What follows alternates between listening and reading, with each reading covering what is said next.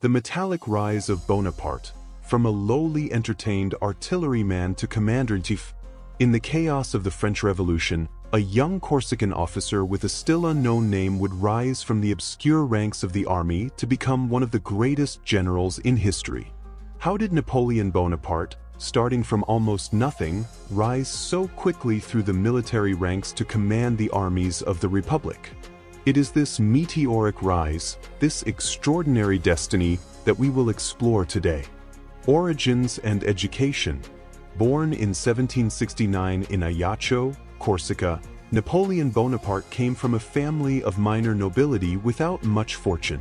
At the age of 9, he left his native island to study on the French mainland, first at the military school of Brienne, then at the École Militaire in Paris.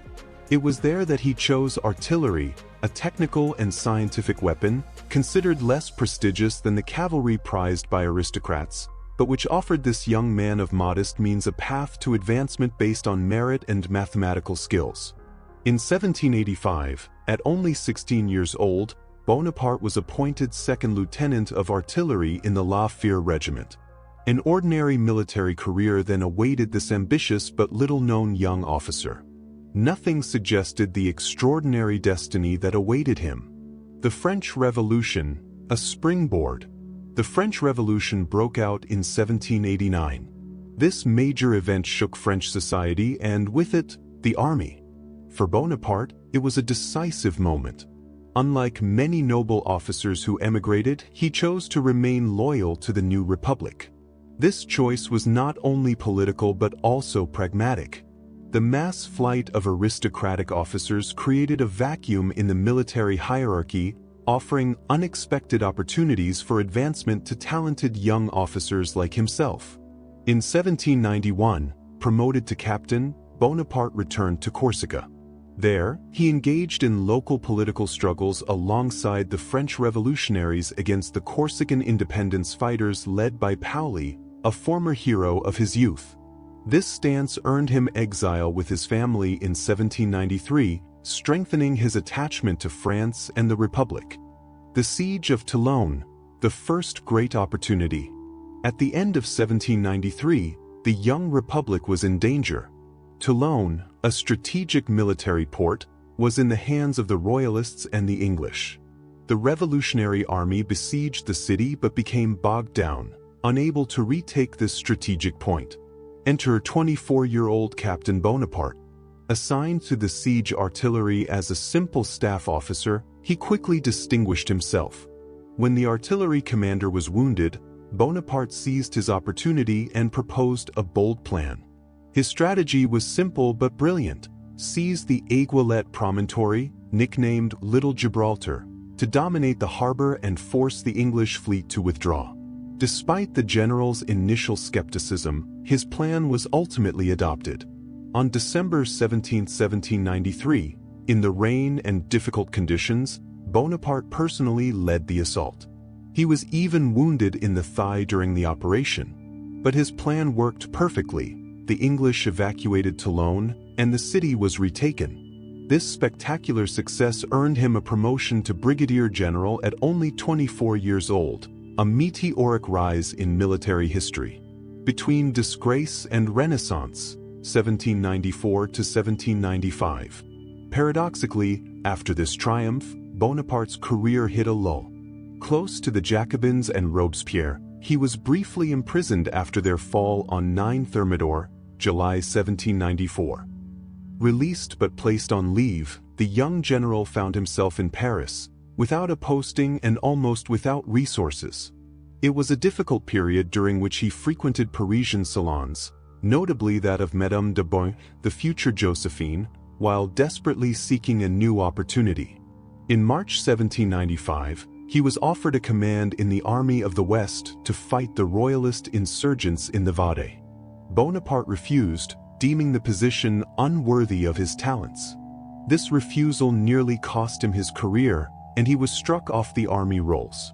All seems lost, until a new crisis comes along to change his destiny. 13 Vendémiaire, General Vendémiaire. On October 5, 1795, 13 Vendémiaire Year 4, a royalist insurrection threatened the convention. Barras, charged with the defense of the assembly, remembered the young artillery general who had distinguished himself at Toulon and entrusted him with the protection of the convention. Bonaparte, with his characteristic cold pragmatism, quickly organized the defense.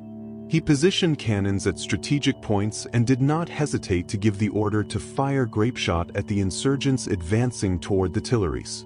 This was the famous whiff of grapeshot, as Thomas Carlyle would later call it.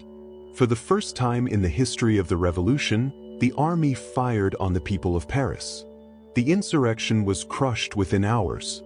This bloody but decisive success earned Bonaparte the nickname General Vendémiaire, and more importantly, the recognition of the new Directory regime that was taking power.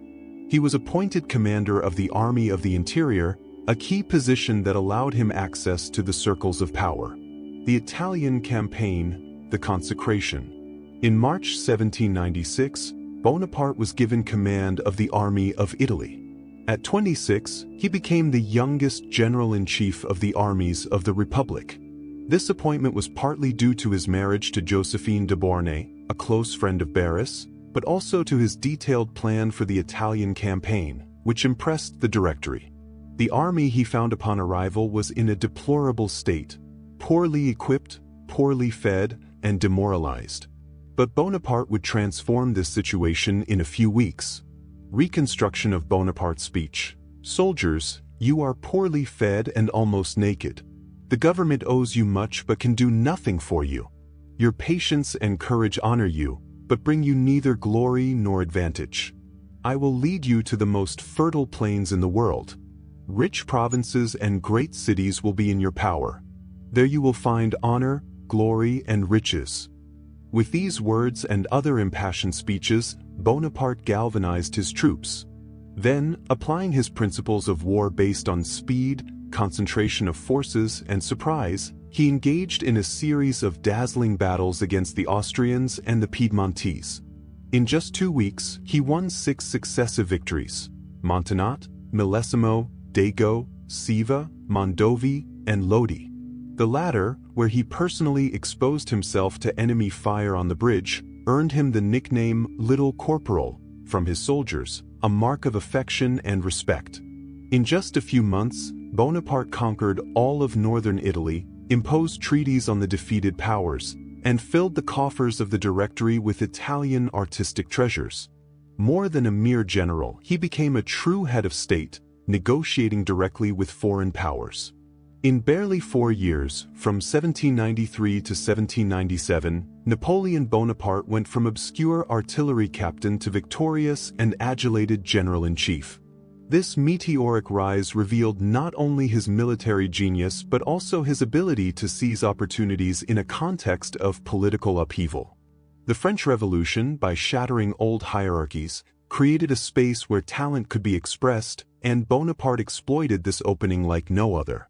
His ability to combine tactical brilliance, personal ambition, and political acumen allowed him to rise through the ranks at an unprecedented speed. At 28, crowned with glory after his Italian campaign, Bonaparte is now a key figure on the French scene. His subsequent rise to the title of Emperor of the French was simply the logical continuation of this exceptional trajectory. Thank you for watching this presentation on the military rise of Napoleon Bonaparte. Don't forget to subscribe to our channel for other historical videos.